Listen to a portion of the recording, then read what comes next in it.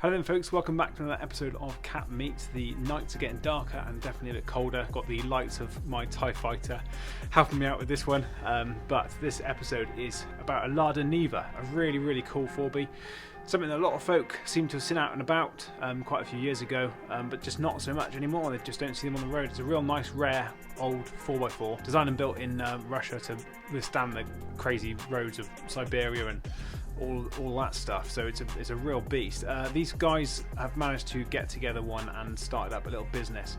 I met up with Helen and with Mike over at their place before filming this, and they were chatting a lot about the coffee side of the business with me, but not less so on the camera, because you guys are here for classic cars, so that's what we're going to see today. There's a lot of very cool stuff going on behind the business here. They responsibly source their beans, really take a lot of pride in making a good cup of coffee the right way, and it really does come through in their products. It's really nice coffee, as you'll see by the end of this episode. But today's more about the car, because that's what you guys are here to see. So let's crack on. Let's introduce you to Mike, who took me out for a spin in the Lada Niva, and have a good look around this absolutely wicked 4x4. Roll the intro.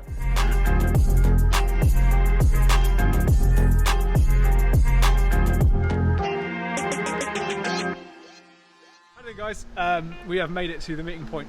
This is Mike, and this is an absolutely lovely Lada Niva four-wheel drive. Bit of a story behind the van with Mike and Helen, so I thought we'd just start off with that sort of thing. You did a bit of a cycle ride, didn't you? Yes, we cycled from Cirencester town all the way to Kathmandu. Kathmandu. When you said Cirencester at the start, you're thinking maybe Land's End or Charlie Groats, or no, Kathmandu. Yeah, and that was a year-long. Yeah, adventure. So we cycled for 1 year and then trekked for 4 months. Yeah. In the fall. And that took you through a lot of country. Yeah, we went through 19 different countries, and then we started seeing the Lada Niva when we got to Georgia. Yeah. And then it was everywhere. And then you can't get rid of the buggers. Yeah, nice. They're still massively popular over there, aren't they? They keep the old ones running, and they've got new ones coming through and everything. Yeah, they're still made. Yeah. But, I think they've got another 2 years of being made, and then they're bought out by Dacia, I think. Okay. Dacia, yeah. But it's kind of changing now. So after your trip, you decided to start up a bit of a business idea, and that's kind of where the Lada comes into. Yeah, so we bought the Lada knowing that we wanted to set up the Coffee Lada. Yeah. Because we couldn't justify just having a Lada sat around. yeah. So that's why we got it, really. But it was your only car for a little while. Yeah, for about 6 months we just drove it around. Without the coffee machine in. Yeah. And then probably a couple of months with the coffee machine in. A guy bought it, he's a long distance lorry driver, bought it outside Malaga, put it on the back of his lorry, and then drove it back to Liverpool. Nice. And then he put it on Facebook Marketplace, and then we bought it off him. Yeah. Yeah. And it had been down there for some years, you were saying, not many miles. And yeah, so it's only done like 60,000, well, when we bought it, it had done 55,000 kilometres overall. And then we put 10,000 kilometres on it. But I think for the last 10 years of its life, it was just used on an olive grove. Yeah. Because it only did 10,000 k. Yeah. And there's lots of red soil and olive stones and olive leaves in the data matrix and everything. Yeah, nice. It's like the 3 things you have to do to get it through an MOT in this country. Fog light is another one. Yeah. It needed some welding done on it, but because of my work at the engineering place, we've got fabricators, and there's a garage next door to where I work. Two garages. So like between us, we got it done like really cheap. It would have been really expensive to do everything. A bit of stuff that I've renewed on it because all the old rubber was perished, and I think being in the sun as well, like it had a lot of time in the sunshine. Yeah. So I tried to make as much, like fix as much stuff, replace as much stuff that would cause me problems in the future. Yeah. So I guess if you're using it for a business as well, you need that reliability behind it, really. Yeah, you want it to be reliable. Yeah. But I guess it would be the best truck to take out on a snowy weekend when you can't get the van out. Yeah, it will be good. We did my friend fell off his mountain bike really badly, and the ambulance couldn't get up this like really steep slope. Really? Yeah. So my friend called and said, because my other friend was with him, said, can you come and like give us a hand? So we had like to drive all the way up this like off-road track to go to paramedics. Like, quite funny with that massive 80-kilo coffee machine in the back. Yeah.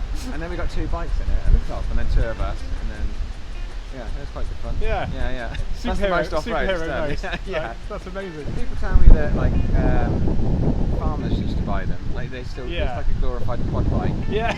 But, that's a good way. Yeah. But yeah, so I think there's still a lot on farms, especially in the north of the UK. But yeah, you don't see many on the road. Yeah. Especially around here. But you've had a crazy reception at meets and shows and stuff. Yeah, people like seeing really it, like the Lada.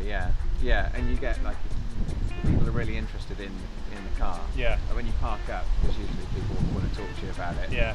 You've got a memory of a Lada. Yeah. So yeah, it's quite funny, and especially when you go back to drive in a transit van, and you think, why aren't people waving at me? Yeah. Like, yeah. You're still flashing away with everybody else. Yeah. We're going to take it for a little drive up some nice little passes locally, which should be quite good fun, and show you around the underside engine bay, inside, all that sort of stuff, because it's a bit of a rarity. So I'm a lucky man being able to come out and see this today. So thanks a lot for bringing it out and coming to show us. So we'll catch up with you guys in a bit.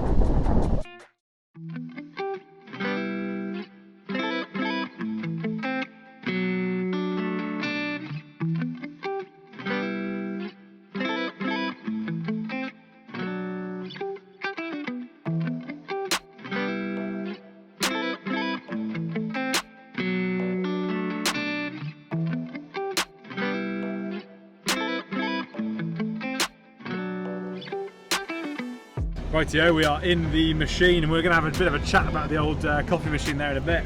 They've whipped out the back seats. You had the whole interior out to do the rust proofing stuff. Yes, yeah, we did. So you had it pretty dusty in here for a while. And all the really old school like soundproofing and insulation was just rock. Yeah. Oh, that's annoying. Got all that out because that was holding the damp against the metal. So yeah. So now it's really loud, obviously. Was most of the stuff fairly easy to get in and out? Was it? Yeah. Obviously, it's an oldish car. Yeah, so I put like new bolts and stuff in, and it's just randomly. Yeah, and surprisingly, everything's metric. There's no imperial. Oh, right. It's all metric fixings. So it's really handy. That's handy. Yeah. There's a few bits and pieces, as I say, working vehicle. Mike was talking about just the fact these things you quite like to do, but just it's not that high on the list. No, the coffee thing takes most of the time. Yeah. I think sometimes these sort of things in a car like this is the story of its time. You can't delete all its history. That's it. Yeah. It's being baked in a sense of it. Yeah, that's part and parcel of living in South Spain. I bet it can actually pull some weight. Yeah, I know that you can put a lot of weight in it. I can't remember how much it is, but because when I was putting the coffee machine in the back, I was thinking, I wonder if I have to like change or reinforce or suspension. Yeah. But I think, like I said, it's designed for like a load of Russian guys to sit in it. Yeah. So I'm way underweight. Yeah.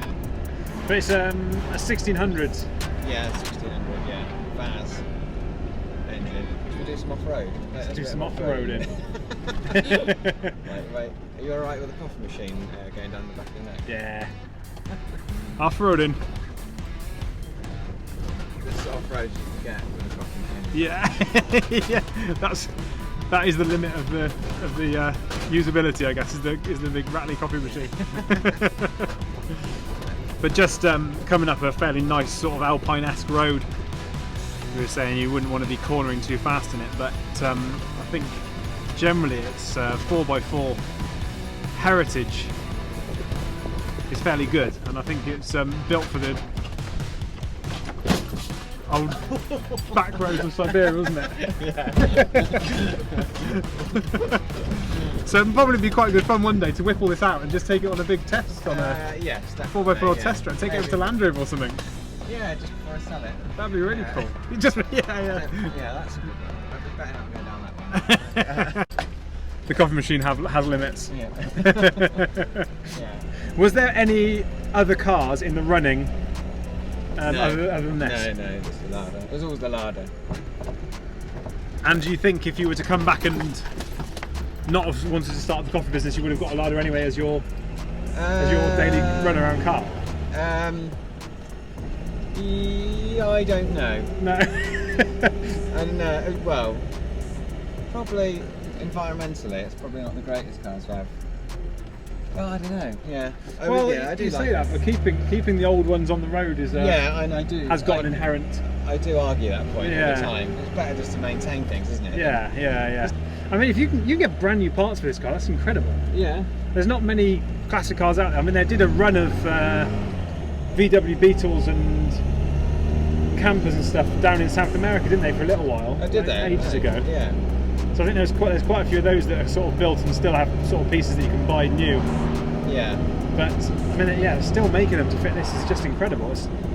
There's really many cars out there that have got that capability. No, because I didn't even, when I bought it, I didn't even think about that. I was just like, I'll buy it and see what happens. Yeah. And then, it really. That's the best way to get into classic cars. Genuinely, because if you think about it too much. That's why I do it. Have you ordered very much stuff brand new? Or have you managed to recycle the stuff that was on here and? Quite a lot of stuff brand new. Yeah. Just like what I was saying earlier about like trying to replace things that could go faulty straight away. Yeah. Like try and get rid of problems before they happen. But there's two. There's like Lada UK, and they have a lot of older parts. And there's also Lada Power, which is like based in Belgium. Yeah. And then I think they're like the middleman, where they order it from Russia, and then it comes to Belgium, and they send it to wherever. Yeah. And that's like worldwide, so there's like loads of different clubs, like in South America and things like that. Okay. I guess it's actually like quite a few cars of the era. It's going to have quite a cult following. So although there might not be many out there, the people that do have them and have spare parts know a lot about them. Yeah. And know where to source bits and how to fix bits and that sort of stuff. Yeah. And like when I was like figuring out.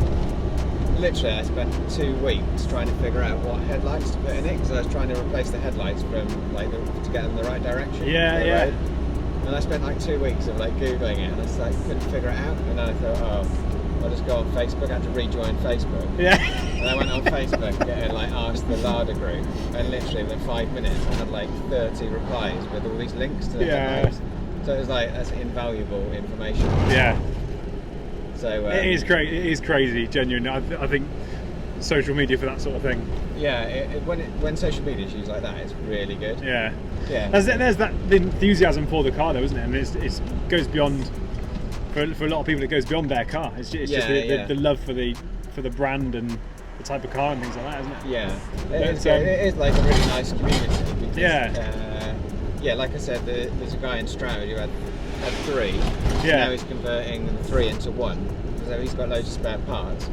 So when the alternator regulator failed, I went and he had like 2 lying around. So, yeah. And then that's a really handy contact, isn't it? Yeah. And then a guy, his alternator, the regulator went, and so he put a message on the group. So I sent the spare one I had to this guy this morning. Yeah. So you kind of, I don't know, just helping each other out. Yeah, that's it. Yeah. You've done quite a lot of cycling bits, haven't you? Yeah, because we're both keen cyclists. So I've got some friends that do cycling events, and then there's other sporting events, duathlons and lots of running events. Yeah. Lots of people in lycra. There's quite a lot of sort of stuff going on around the Cotswolds and that anyway. Yeah. It's quite a lot of, it's good. And all year round. Yeah. Yeah. It must be nice to get to a little classic car show with this. Yeah. Well, I say that, you're probably distracted from making coffees. Yeah. I get told off by Helen for chatting too much. It would be good to do more classic car shows. Yeah. Because then people can see the Lada. Yeah. Because at a lot of sporting events, it's just they want a coffee, they don't really care about the car, they just want... Yeah. It could be about Transit Connect, Yeah, it wouldn't make a massive difference to that sort of event, I guess. No, we've got a couple of Christmas markets booked in, so you have to think where there's. I don't know. It depends where you are and what people are doing. If there's a lot of spectators at an event and their partners or friends are doing the event and they've got nothing else to do, they're going to talk about the Lada. Yeah. There's nothing else to do. This is very nice, isn't it? Absolutely beautiful countryside. And a really nice spot to come out for a little drive in a Lada Niva. Yeah. For sure. So this is the engine bay of the machine.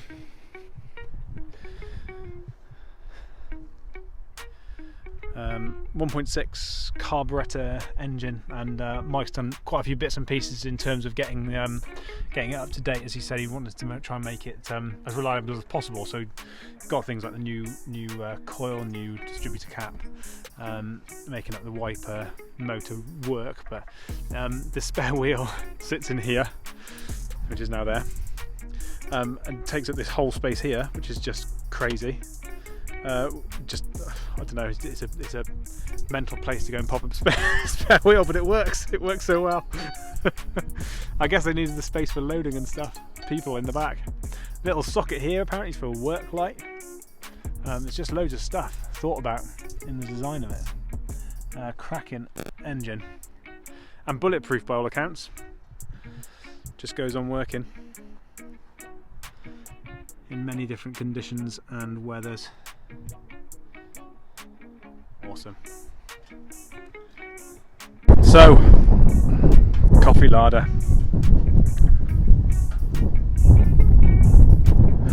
What a lovely brew. They've set up this machine in the back. I'm not going to pretend to know much about it, but just in chatting to Mike there for a minute, it's quite an old school sort of way of making coffee. The way the levers are pulled down and pressurizes, pushing them through the coffee like that. And it's something that these guys wanted to do, and Helen did do a bit of barista work. Yeah, she worked before, didn't she? For a bit, yeah. But it's a bit of a learning curve, isn't it, for both of you in terms of setting up the business and. Yeah, oh, definitely. Yeah, we didn't know everything. But yeah, good fun. Yeah, all good fun indeed. Well, most of the time. Meet all sorts of strange people that want to come out and make videos with you. Yeah. Standard windy field. That's it. But what a cracking idea, what a cracking coffee. So this is, as I say, this is the Coffee Lada. They're based around sort of South Gloucestershire, do quite a lot of events, sporting stuff that we've already spoken about in this video. Been to a couple of car shows, hoping to do a few more of those as well.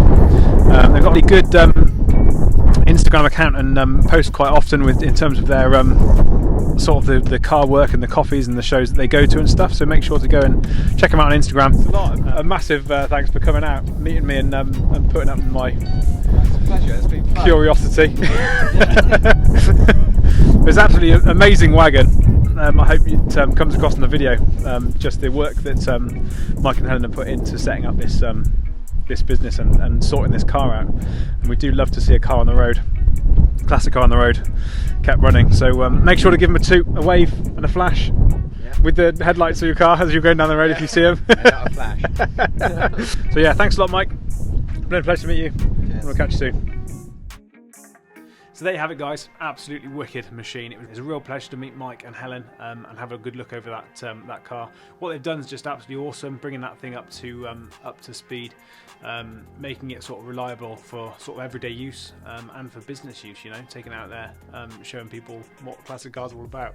And it's just a bit of a love for that type of 4x4 from their trip as well. So their enthusiasm for it, as well as the business, comes through in bucket loads. So it's absolutely wicked to meet up with them. So thanks so much to you guys, Mike and Helen, for having me over and for taking the time out to chat to me about your 4x4 there.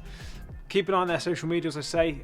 Keep an eye on where they're at. They are out and about a lot, especially over the summer. Lots of different events and stuff. So if you want to go and see a bit more of them, then check out their social media. Thanks so much for watching today, guys. What I'm going to do today is I'm going to leave you with a couple of different playlists. So the Cat Meets playlists, to go back and see any that you've missed, I'm going to pop right here. Here there's going to be Garage Time playlist. That's everything that I've done to Cat, my Mark III Ford Capri. Here there's going to be the shows playlist of the things that I went to last summer. Here there's a little button. Press that. It'll subscribe you to the channel. It's been great having you guys along. Hope to see you on a future episode. Till next time, drive safe.